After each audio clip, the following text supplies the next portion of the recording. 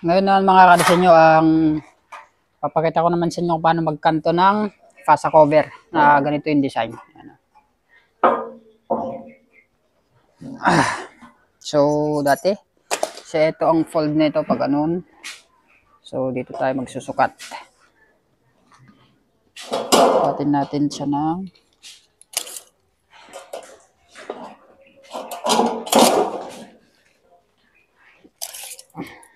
10 inches. So,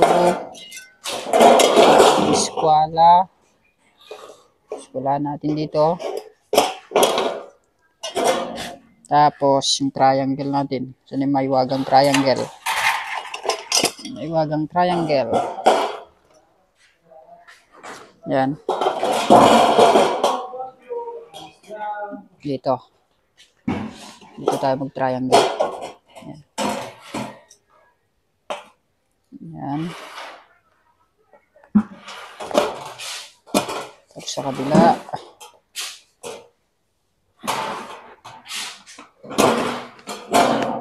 Ano? Saan na yun? Kita ba?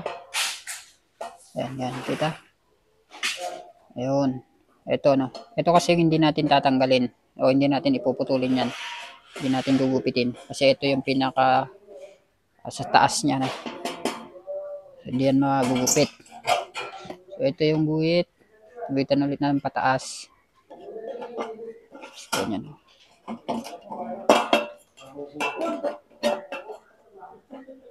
Yan. Kita ba? Yun. Tapat nyo lang dun sa may guhit. Yan. Tapos sa kabila.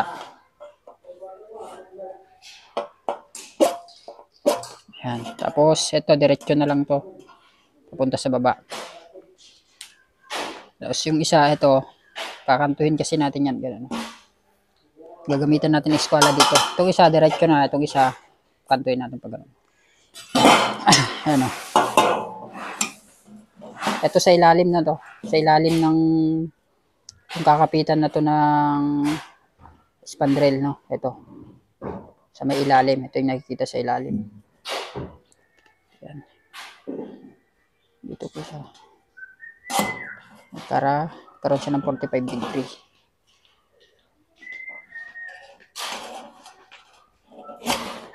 Yun. Tapos sa kabila, diretso na lang yan.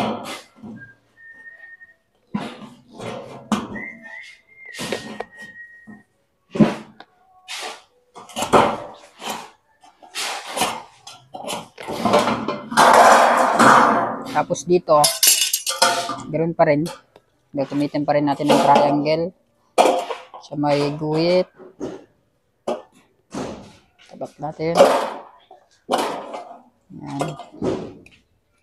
Tapos sa kabila.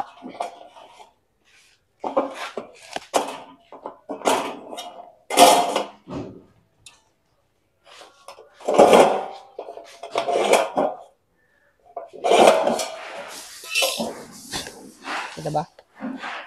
Ito. Puti kasi. Ayan o.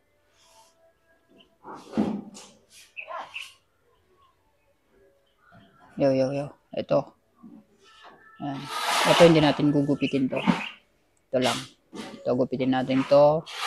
Tapos dito sa may kanto. Ayan. Tapos sa kabila, hindi natin gugupitin yan. Ito gupitin natin to. Diretso. Pupunta dito. Ayan.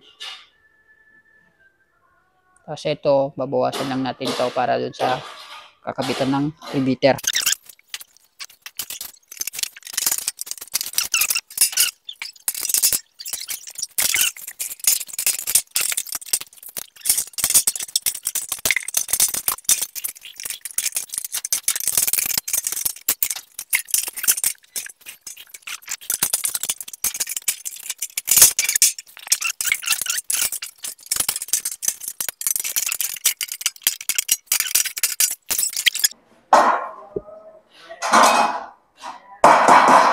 Ayun. Saka natin itupi. So, ganyan. O, yan.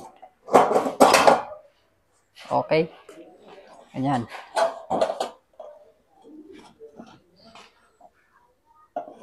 Yan, punasan lang natin.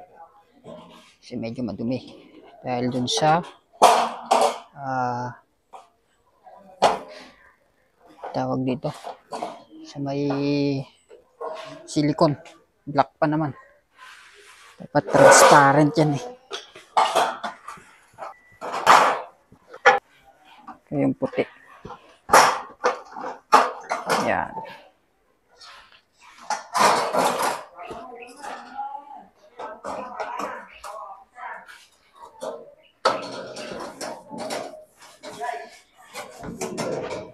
Yan. Rivets na natin. Ayusin lang natin na mabuti yung kanto. Tsaka natin i-rivets. Yan. Dito sa baba, may natin i-rivet dito kasi may kukonek pa tayo na. So dito natin pa ikakapit yung sa may pasa frame. Ito isasabay natin sa pasa frame. Barinahan lang muna natin pero wag muna natin i-rivet na. Ito tatanggalin ko pa to. Okay na sana to no. Kasi may pasa frame ay tatanggalin ko to. Papunta doon no. Papunta dito. Kasi sagabal to sa pasa frame. Ito ganyan. Sinyalan natin. Yan. Kahit hanggang dito lang.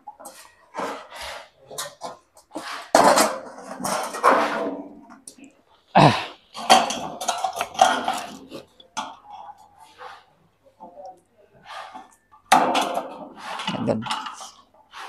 Pili natin ganyan.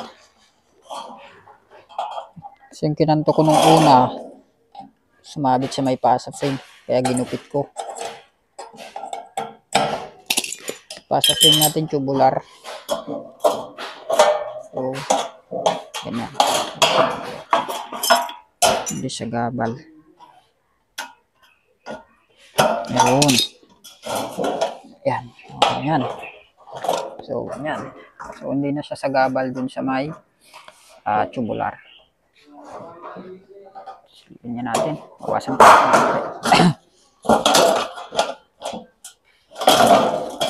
Kasi 1 by 1 yung tubular natin para sa gatas. Kaya sasabit to.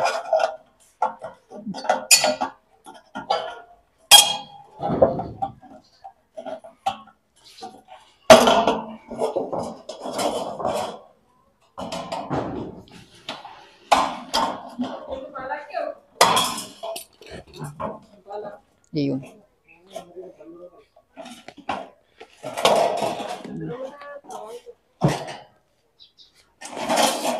Okay.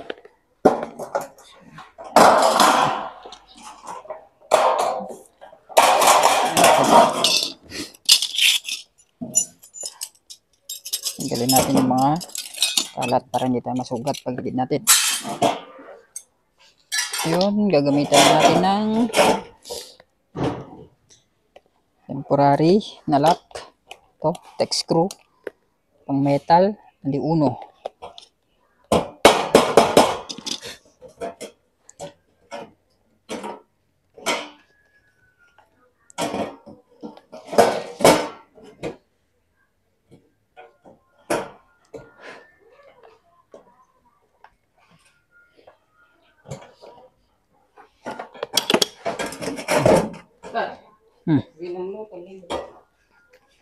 Ito.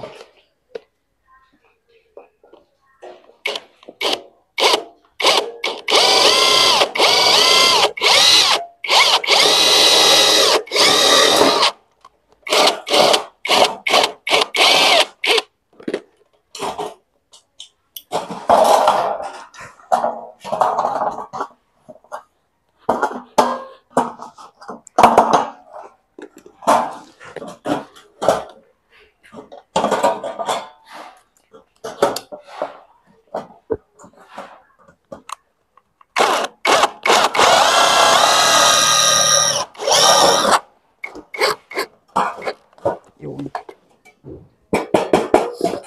Ito, mamaya ko na natin tech screw. Tapos dito. Doon na natin sa taas. para isabay natin dun sa may fasa frame. So, ganun lang. Yan. At ito, kakabit. Sasabay natin yung sa fasa frame. Kasi sa gabal yung blind rivets kapag nilagyan na natin.